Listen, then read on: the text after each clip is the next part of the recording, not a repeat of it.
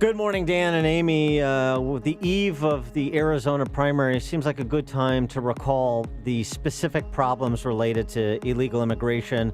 And at the top of the list is violent criminals who continue to come into our country, get arrested, sometimes get deported and come right back, sometimes just get released back into the population and commit another crime. We've had high-profile cases like the Kate Steinle case.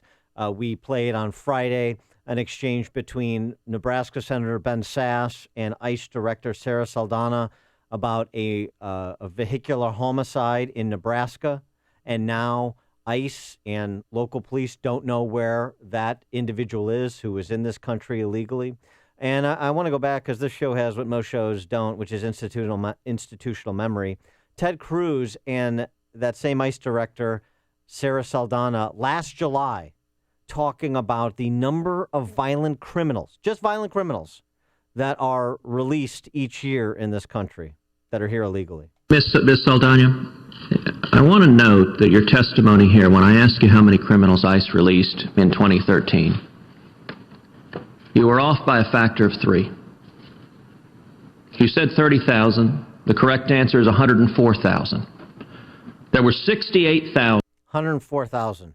104,000 in 2013. And one of the gentlemen who's been on the front lines on this issue specifically, who will be joined with momentarily, is Maricopa County Sheriff Joe Arpaio. But before we bring Sheriff Arpaio on, or Sheriff Joe, I think as he's known by the country, Bernie Sanders, Comrade Bernie. Oh, yeah. Doesn't like Sheriff Joe. Had some choice words for Sheriff Joe when he sat down with an NBC affiliate in Arizona. It wasn't scheduled. She didn't plan it, but he showed up. My question is... let me just tell you something.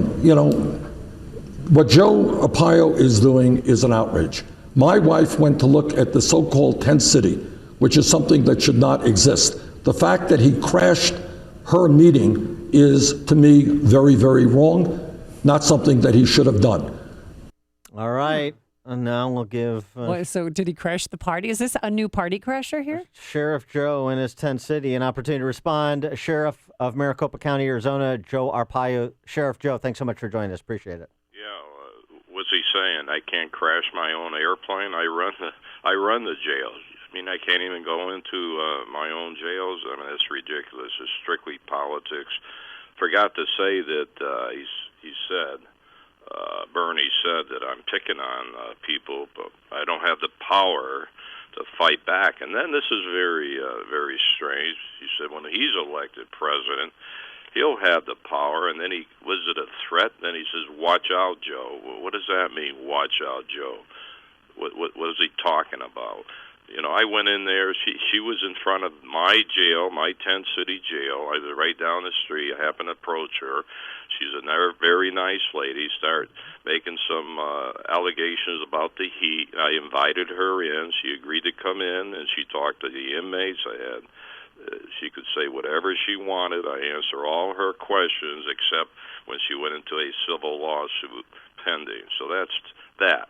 So that's kind of strange that Sanders is making those comments. Yeah, so you treated her fairly, and I've been to that same tent city. It's a really nice setup you have, so I can't see why she would bash it at all after she went for a tour. She wasn't bashing it. He was bashing it. I guess he must have had a little argument with her for even going into this tents. But I've had 4 presidential candidates in the past visit the tents. I'd let anybody visit the tents. Doesn't matter. For those of our listeners who are not familiar with the tent city, please describe it. What's the purpose of it? Well, I put the tents up when I took office. I made that promise when I ran for office in 1992. 6 months later, after I took office, was able to get some Korean War tents. That's what I wanted, free. And put the tents up near the dump, the dog pound, and the waste disposal plant, because that's the free land we had. And there've been, tent's been going 23 years. It gets hot in the summer. I understand that, but our men and women, as I always say, fight for our country. They're living in tents, so they don't like it. But they're all convicted. Jane Sanders had the wrong information again when she was surprised when I said that they're not waiting to go to trial. They have been convicted. Your guy, Luis Gutierrez, up there, I believe he's your congressman. Not our guy. He keeps saying that I should resign. I think he saw the inside of jail once in a while. So I don't think it was a tour. Well, you've had a busy weekend. 3 people arrested in your hometown of Fountain Hills, Arizona. They're trying to block the road. And then in Tucson, Arizona. What do you think of this whole Trump phenomena? And is his rhetoric creating these protesters to get out of hand? No. He can't make a few remarks. When in a rally, you're supposed to be able to talk. So, no, they blame him for everything. It's really sad. What about the former president of Mexico, Vicente Fox, when he made some bad remarks against Trump?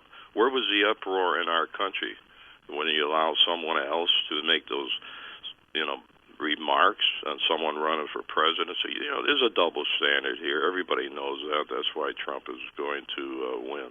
What and why are you supporting Donald Trump for president? Well, I never met him until I kicked off the first rally in July, 1 month after he announced, and there's about 10,000 people there. I'm probably the only guy that would stand next to him at the time.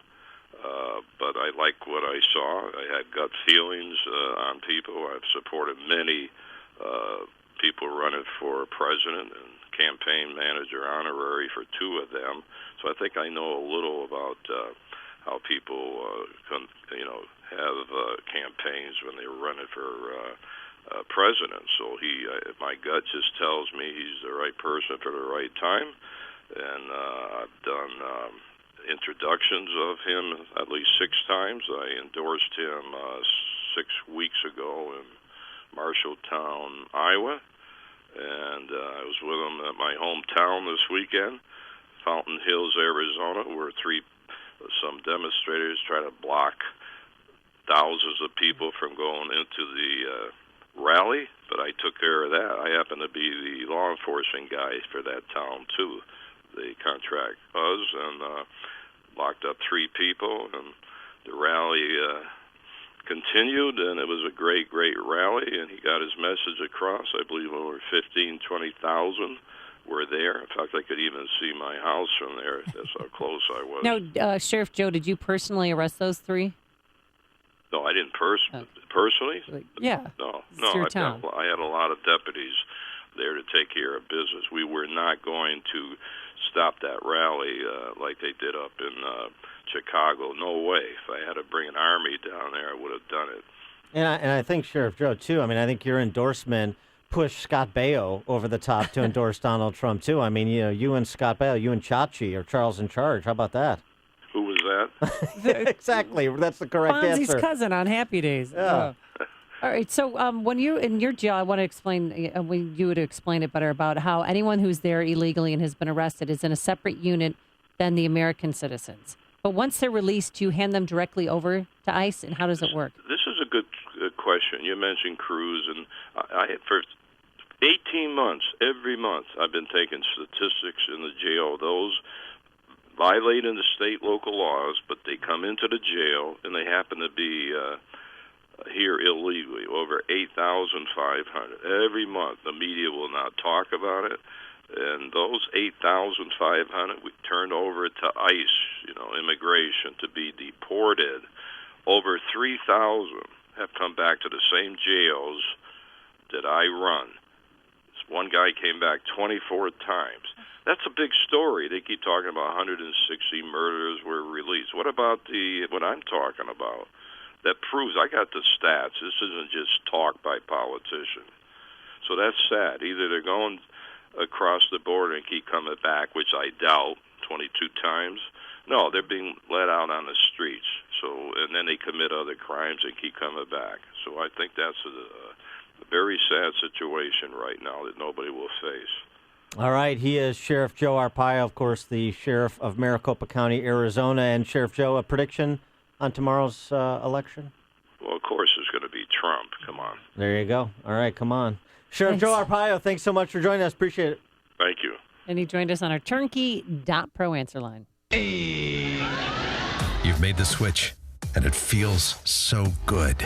You've switched to Chicago's Morning Answer on AM 560. The Answer. I'm putting that on your bucket list. Tent City? Tent City, when For you go as to long as Arizona. Sheriff Joe's there to protect me. Oh, yeah, absolutely. he's great. And he's been there. He's 83 years old, and he's been there since 1993. And he's up for re-election, and guess the Democrat that they're throwing up against him? Involved in a sex scandal. Yeah. Anyway, here's your... I'm so